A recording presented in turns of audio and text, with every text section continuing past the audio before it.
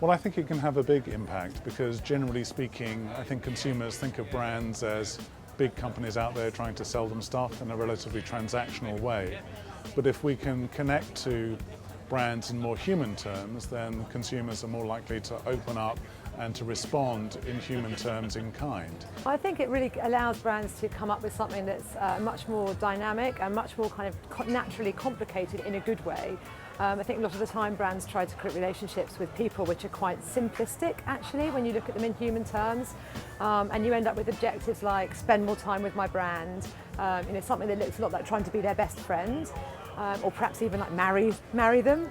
And I guess none of us really want to marry any of the brands in our lives. So I think thinking about those relationships in human terms allows us to add a degree of complexity to them, which could be really beneficial. Much of our world is based on having an idea and communicating that idea to everyone. For a long time we've been talking about the notion of two-way relationships and a dialogue with customers, but there's not been a huge amount of thought as to what's the kind of the relationship, what's the role that we're creating in people's heads. And I think as soon as we start recognizing that that will be different according to the way we behave with specific people, it gives us a huge new raft of stuff to do and to think about. If you think about the majority of things we buy, whether it's utilities online, stuff we get from the supermarket regularly, even basic transactions that we do when we're out and about on our daily travels, buying rail tickets or using our Oyster card.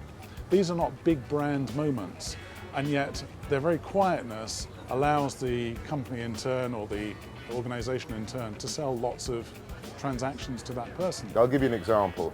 We've had someone describing Colgate as a reliable neighbour. I can't think of many people setting out to become a reliable neighbour in that world, but Colgate is the only toothpaste she's ever had, and it's the only toothpaste she'll ever have.